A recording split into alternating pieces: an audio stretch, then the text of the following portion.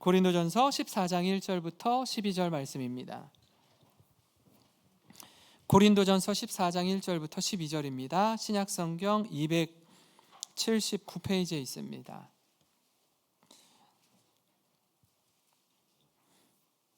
우리 한 절씩 교독합니다. 사랑을 추구하며 신령한 것들을 사모하되 특별히 예언을 하려고 하라. 방언을 말하는 자는 사람에게 하지 아니하고 하나님께 하나니 이는 알아듣는 자가 없고 영으로 비밀을 말함이라. 그러나 예언하는 자는 사람에게 말하여 덕을 세우며 권면하며 위로하는 것이요. 방언을 말하는 자는 자기의 덕을 세우고 예언하는 자는 교회의 덕을 세우나니. 나는 너희가 다 방언 말하기를 원하나 특별히 예언하기를 원하노라. 만일 방언을 말하는 자가 통역하여 교회의 덕을 세우지 아니하면 예언하는 자만 못하니라. 그런즉 형제들아, 내가 너희에게 나아가서 방언으로 말하고 계시나 지식이나 예언이나 가르치는 것으로 말하지 아니하면 너희에게 무엇이 유익하리요? 혹 필이나 검은고와 같이 생명 없는 것이 소리를 낼 때에 그 음의 분별을 나타내지 아니하면 필이 부는 것인지 검은고 타는 것인지 어찌 알게 되리요? 만일 나팔이 분명하지 못한 소리를 내면 누가 전투를 준비하리요? 이와 같이 너희도 혀로서 알아듣기 쉬운 말을 하지 아니하면 그 말하는 것을 어찌 알리요? 이는 허공에다 말하는 것이라. 이같이 세상에 소리의 종류가 많으나 뜻없는 소리는 없나니. 그러므로 내가 그 소리의 뜻을 알지 못하면 내가 말하는 자에게 외국인이 되고 말하는 자도 내게 외국인이 되리니. 그러므로 너희도 영적인 것을 사모하는 자인즉 교회의 덕을 세우기 위하여 그것이 풍성하기를 구하라. 아멘. 네. 지금 우리가 사는 세상은 그 어느 때보다도 유례없이 굉장히 빠른 속도로 변하고 있습니다. 그래서 정말 한 사람 한 사람 치열하게 이 험한 세상을 살아가고 있습니다. 일명 이 속도 전쟁이 펼쳐지고 있는데 마치 잠시라도 좀 쉬고 싶고 좀 머뭇거리면요 어느새 뒤처지는 것 같아서 어디를 향해 가는지 무엇을 향해 뛰는지 잊어버린 채 앞사람의 뒷모습만 보고 아주 정신없이 달려갑니다. 그 모습을 이렇게 바라보면 마치 이 스프링벅 현상을 좀 보는 것 같습니다. 이 스프링벅이란 지금 나와 있는 그림처럼 남아프리카에 사는 초식성 양입니다. 스프링벅이라는 별명이 붙은 이유는요, 이들이 이렇게 약한 동물 중에 하나이기 때문에 사나운 동물들이 그들을 쫓아서 오면은 무려 시속 94km의 속도까지 굉장히 빠르게 달릴 수 있다라고 합니다. 근데 이제 보통 풀을 뜯어 먹다 보니까 뭐 혼자나 소그룹으로 거주하는 게 아니라 뭐 수백 명, 수백 마리, 수천 마리가 함께 떼를 지어서 살기 때문에 풀을 뜯어 먹다가 조금 빠른 양이 좀 더 앞쪽으로 가서 좋은 또 풀을 또 먹으려고 하면 그걸 또 견디지 못하는 양이 조금 더 앞으로 달려가서 또 거기에 있는 풀을 뜯어 먹는 거예요. 근데 그걸 바라보고서 또 다른 양이 견디지를 못하는 거예요. 그래서 또 앞으로 또 먼저 달려가는 겁니다. 그러다 보니까 어떻게 해요? 양들이 더 좋은 자리를 선점하기 위해서 점점점 앞으로 막 뛰어가다가 지금 왜 뛰어가는지 잘 모르고 너도 나도 더 앞서가려고 우르르 하고 막 뛰어가기 시작한다라고 해요. 그러다가 뭐 밑도 끝도 없이 달리다가 보니까 해안 절벽 낭떠러지까지 왔는데 속도가 붙다 보니까 어떻게 해요? 이제 멈춰야 되는데 멈출 수가 없는 상황에 이른 겁니다. 그래서 이 스프링벅 떼가 수천 마리가 다 바다로 떨어져서 몰살하는 상황이 벌어졌어요. 왜 이렇게 됐을까? 왜 이렇게 됐을까? 너도 나도 좋은 풀을 얻기 위해서 따라가다 보니까 뒤처지는 걸 견딜 수 없어서 뛰어가는 겁니다. 마치 우리의 모습 같지 않습니까?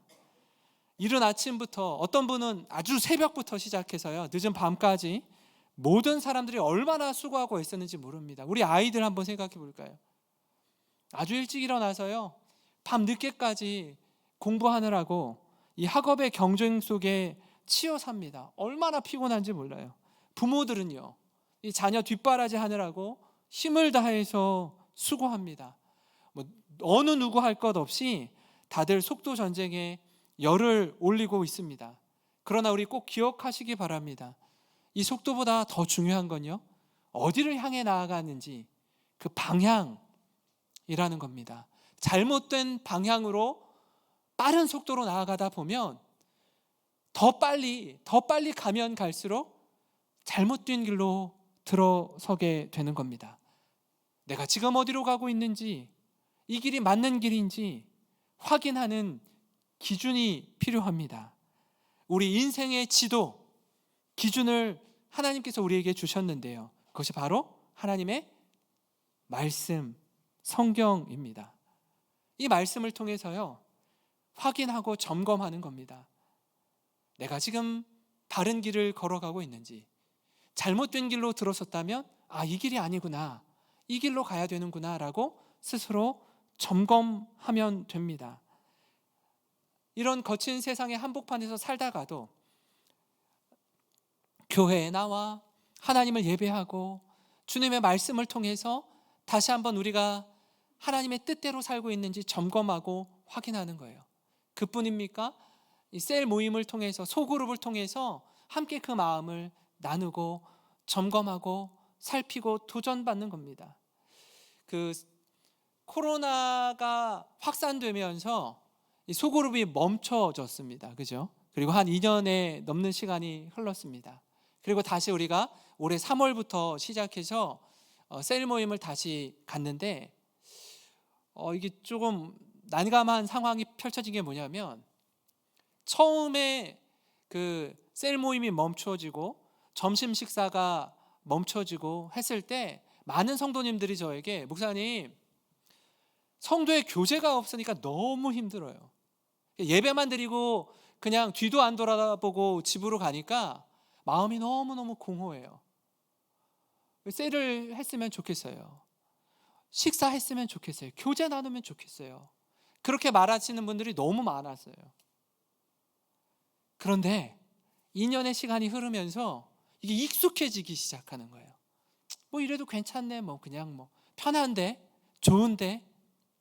그러다가 올해 3월에 다시 소그룹을 시작합니다라고 말씀드렸는데, 사실 중간중간에, 코로나 중간중간에 셀을 이렇게 좀 코로나가 잦아들 때, 잠잠해질 때 했던 적이 있거든요.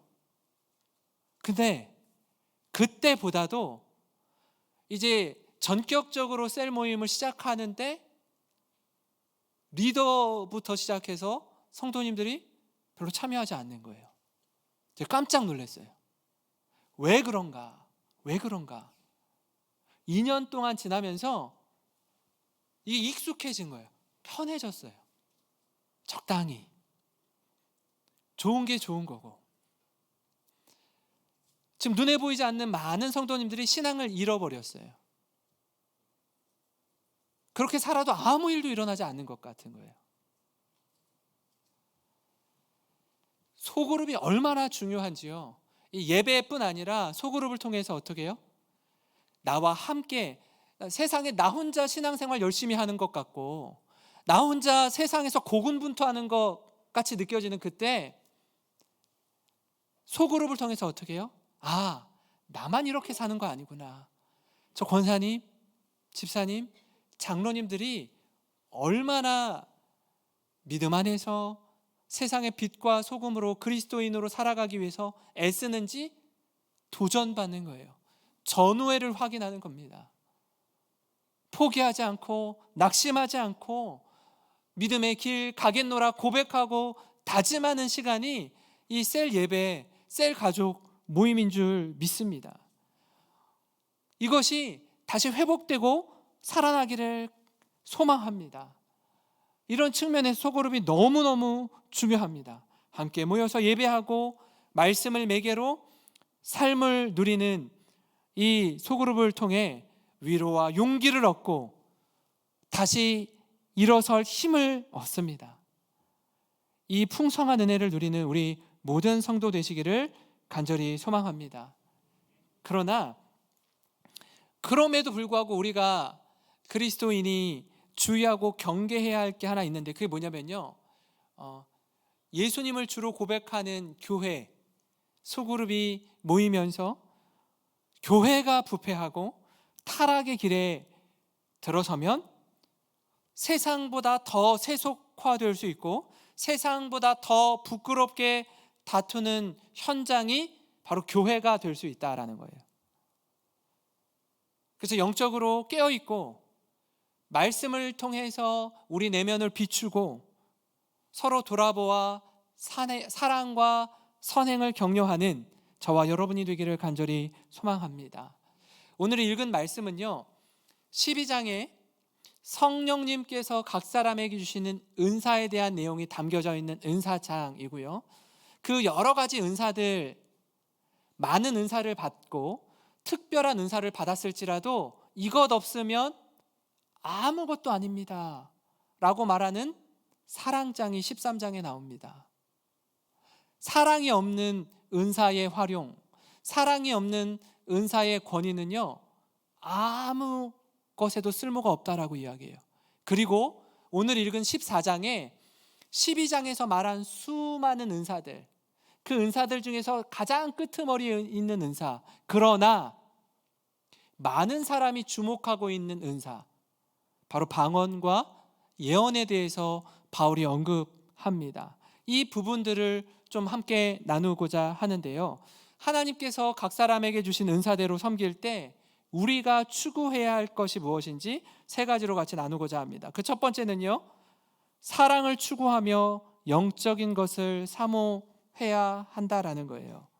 오늘 말씀 14장 1절입니다. 사랑을 추구하며 신령한 것들을 사모하되 특별히 예언을 하려고 하라. 우리가 아는 것처럼 고린도 교회는요, 다양한 은사를 가진 공동체였습니다. 그들에게 꼭 필요했던 게 뭐라고요? 많은 은사가 있지만 사랑, 요거 놓치고 있었습니다. 사랑이 없는 섬김, 사랑이 없는 은사의 과시. 그래서 교회가 특별한 은사를 받은 은사 중심으로 흐르다 보면 눈에 띄고 이렇게 사모하고 싶고 저런 은사 받고 싶은 사람 중심으로 교회가 움직이기 시작합니다. 그러지 못하고 너무나 평범하고 있는 듯 없는 듯 자기 자리를 지키면서 헌신하는 분들은 주목받지 못하는 거예요. 그리고 죄다 이 방언받고 예언받은 사람들 중심으로 막 움직이기 시작합니다. 이게 잘못 적용되면요, 방언기도 많이 하는 용한 권사님을 찾아가서 그분의 뜻이 무엇인지, 하나님 뭐라 말씀하시는지 막 묻기 시작하고요, 방언으로 여러 성도들을 압도하는 집사님을 찾고요, 미래의 일을 예언하는 신령한 성도를 찾아다니기 시작합니다. 그리고 그분의 이야기라면 아주 철석같이 믿습니다. 그러다 보면 그런 은사를 가진 사람 중심으로 모이고 이런 모습이 시간이 지나면 지날수록 점점 변질되기 시작해요. 왜냐하면 하나님이 성령님을 통해서 주신 각 사람에게 주신 이 은사를 통해 본래 목적은 영혼을 사랑하고 성도를 섬기며 헌신하는 일에 사용되어져야 하는데 그 은사를 자기 의와 자랑으로 삼고 자신을 따르는 자들을 좌우하려는 힘을 얻으려고 하기 때문입니다. 이런 일이 정말 있어요. 이렇게 되면요, 교회가 혼란과 분열에 빠질 수밖에 없습니다. 여러 가지 특별한 은사를 하나님께 받으셨습니까? 그렇다면 겸손한 마음으로, 영혼을 사랑하는 마음으로 그 은사로 섬기시기 바랍니다. 그럴 때 공동체가 살아나고 섬기는 자신이 큰 은혜를 누리고 하나님께 영광 돌리는 삶을 살게 될 줄 믿습니다. 사랑하는 성도 여러분, 신령한 은사를 구하기에 앞서서 영혼을 사랑하는 마음 주시기를 기도합시다. 바라기는 그 영혼 사랑의 마음을 가지고 주님이 주신 은사를 따라 겸손히 섬기는 저와 여러분이 되기를 주님의 이름으로 축원합니다. 그런가 하면요, 그리스도인이 추구해야 할 두 번째는 덕을 세우며 권면하며 위로해야 합니다. 14장 3절을 한번 보실까요? 그러나 예언하는 자는 사람에게 말하여 덕을 세우며 권면하며 위로하는 것이요. 오늘 말씀에 방언과 예언에 대해서 말합니다. 여러분 가운데 방언을 받으신 분이 있어요. 그리고 그렇지 못한 분이 있습니다. 방언은요, 하나님과 깊은 대화를 나누는 방편으로 사용되어집니다. 그래서 성령님이 주신 은사 중 하나인데 많은 사람들이요, 방언 받기를 원해요. 저도 방언을 하는데요, 지금은 못해요. 지금 못해요. 중학교, 고등학교 다닐 때 이 방언의 은사를 받아서 기도를 뜨겁게 했습니다. 30분, 1시간, 2시간 하는 게 그렇게 어렵지 않아요. 깊은 기도 가운데 나아가는 정말 영적으로 흠모할 만한 은사입니다. 근데 이 기도 가운데 주님과 더 가까워지고요, 또 하나님과 깊은 관계를 누릴 수가 있습니다. 근데 우리나라가 한때 이 방언 기도를 사모하다가 변질된 경우가 있었어요. 방언 받지 않으면 구원 받지 않은 겁니다. 방언 기도할 줄 모르면 구원에 확신이 없어요. 당신 영적으로 성숙 미숙한 사람입니다. 방언 받아야 합니다. 일로 와봐요. 내가 가르쳐 줄게요. 그리고 어떻게 해요? 자, 저를 따라해 보십시오. 할렐루야, 할렐루야. 조금씩 빠르게 해볼까요? 할렐루야, 할렐루야, 할렐루야, 할렐루야, 할렐루야. 방언 받으셨습니다. 이렇게 가르친 사람이 있었어요. 얼마나 유치하고 얼마나 어리석은지 이게 사회적으로 이슈가 된 적이 있어요. 방언은요, 학습으로 받는 게 아니에요. 이 은사 중에 하나이고요, 그 은사는요, 누구로부터 나와요? 성령님으로부터 나오는 은사예요. 근데 사람이 가르친다고 되는 게 아니라고요.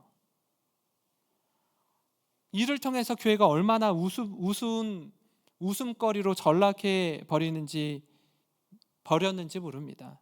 왜 그렇습니까? 방언에 대해서 잘못 이해하고 있을 뿐 아니라 그 모든 은사가 하나님과 더 깊은 관계로 나아가야 되는데 그걸 겸손하게 받으면서 영혼을 사랑하고 섬기고 하나님께 영광 돌리는 것으로 사용하지 않고 사람들에게 권위로 드러내기 때문입니다. 그래서 문제가 되는 거예요. 예언은요, 미래의 일을 말하는 것으로 보통 의미하지만 사실 그 미래의 일을 우리가 알면 얼마큼 알겠습니까? 그리고 알아도 굉장히 부분적으로 알죠. 그래서 여기서 말하는 예언은 미래의 일을 아는 것뿐 아니라 그걸 말하는 것뿐 아니라 하나님의 말씀을 통해서 하나님의 뜻을 깨닫고 그걸 가르치고 전하는 것까지 포함하는 것이 예언입니다. 이런 내용으로의 예언이라는 단어를 보시고 14장 말씀을 읽으시면 훨씬 더 이 예언이라는 의미가 쉽게 여러분에게 다가옵니다. 그래서 방언은요, 하나님과 자신만의 개인적인 관계의 깊이로 나아가지만 예언은 사람을 세우고 덕을 세우며 권면하며 위로하는 것으로 나아갑니다. 이 방언과 예언 둘 다 너무나 소중한 가치를 지니고 있는데 14장 5절을 한번 보셔요. 나는 너희가 다 방언 말하기를 원하나 특별히 예언하기를 원하노라. 만일 방언을 말하는 자가 통역하여 교회의 덕을 세우지 아니하면 예언하는 자만 못하니라. 가능하면 너희가 다 방언 받았으면 좋겠다. 그리고 방언을 받았다면 그것을 좀 그 내용이 뭔지 통역도 할 줄 알았으면 좋겠다. 근데 대부분의 사람은요, 방언만 받고 통역의 은사를 받지를 못해요.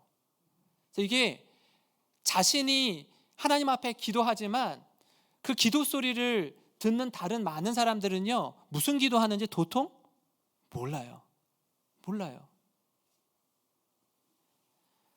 제가 목회 수업을 받으면서 어떤 목사님이 이런 말씀 하시더라고요.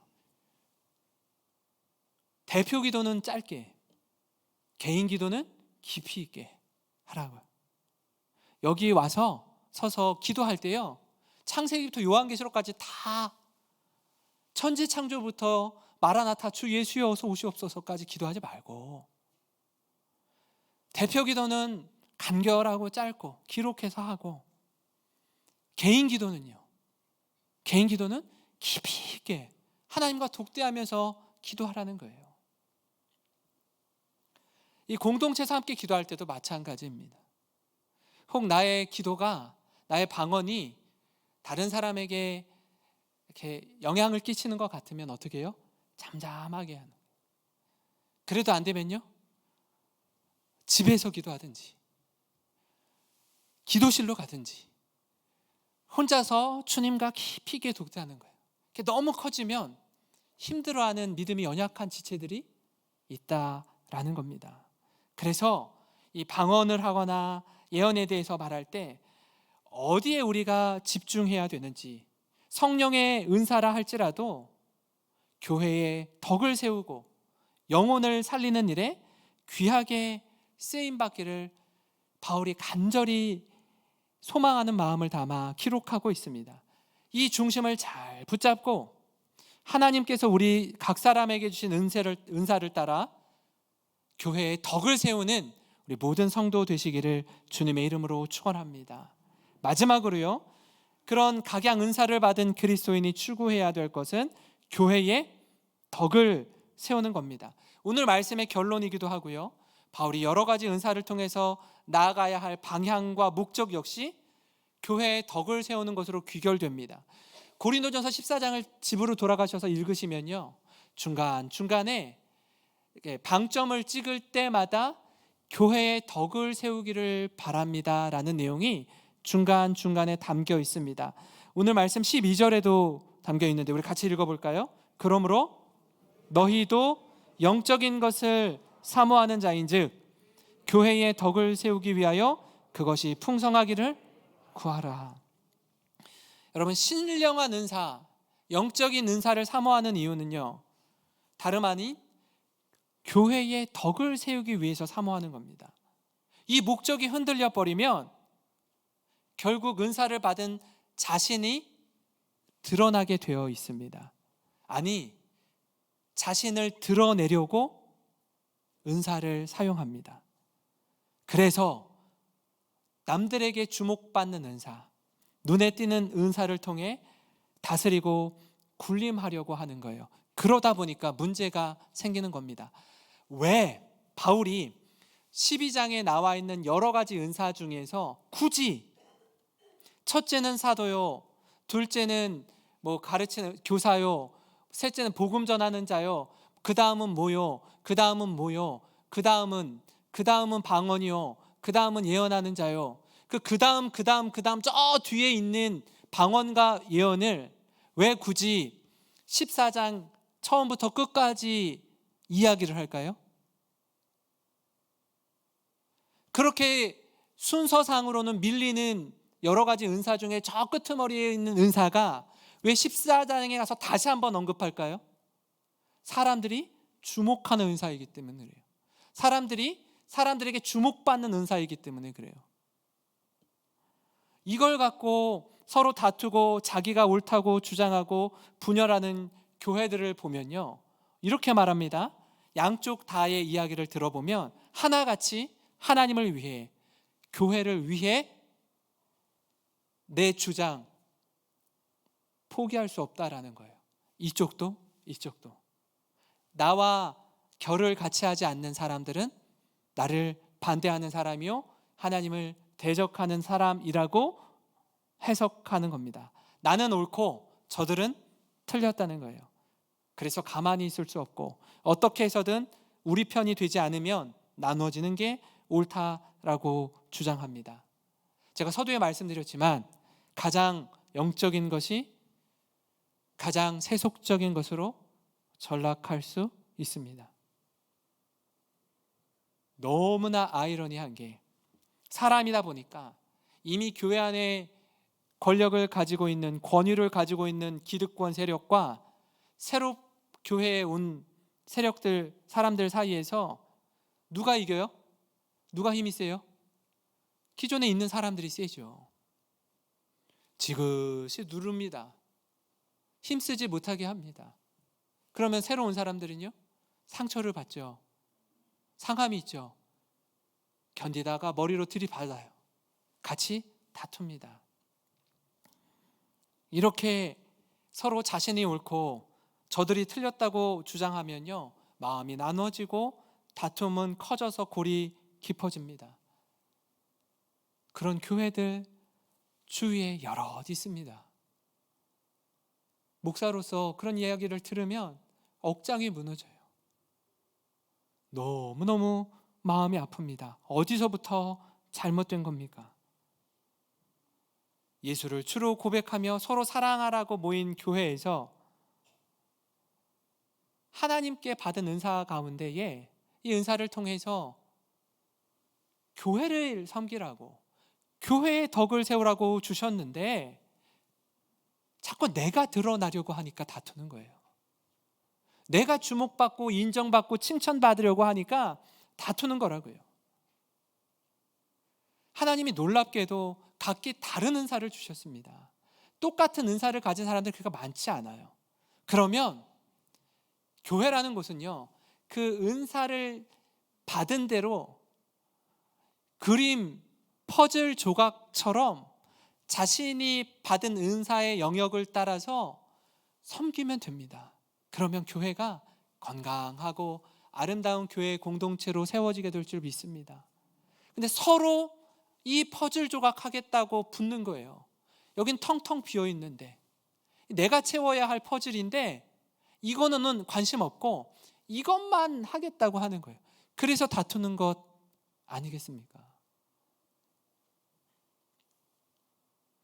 교회의 덕을 세우기 위해서 공동체를 사랑하고 섬김의 기쁨과 봉사의 즐거움을 풍성하게 누리는 우리 모든 성도님 되시기를 바랍니다. 같은 맥락에서 고린도전서 14장 26절에도 이렇게 기록되어 있습니다. 그런즉 형제들아 어찌할까?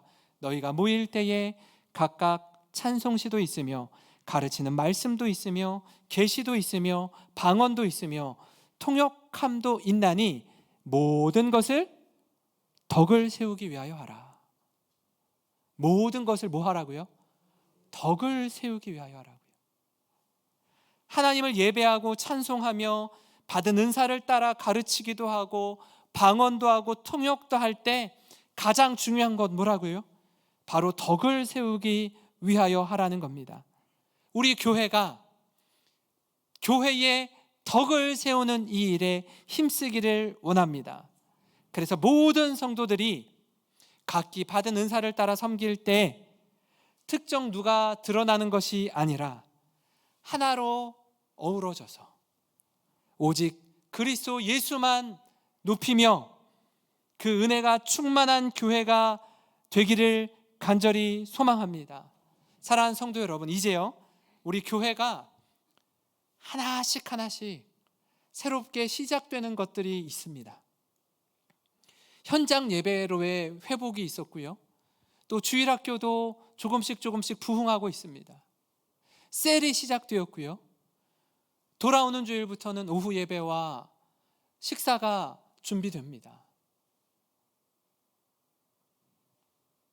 영적으로 새롭게 되어지는 그런 흐름 가운데 있습니다. 근데 여전히 2년 전부터 시작된 코로나로 인해서 좋은 게 좋고 편한 게 좋고 적당하게 신앙생활하는 그런 자리에 머물러 계시지 마시고 다시금 예배의 회복을 소망하며 봉사의 자리에서 땀 흘려 수고할 때 누리는 기쁨과 은혜를 누리고 성도를 돌아보고 하나님 앞에서 이 소그룹 가운데 은혜 주시기를 사모하며 셀 예배에 참여하는 우리 모든 성도 되시기를 주님의 이름으로 축원합니다.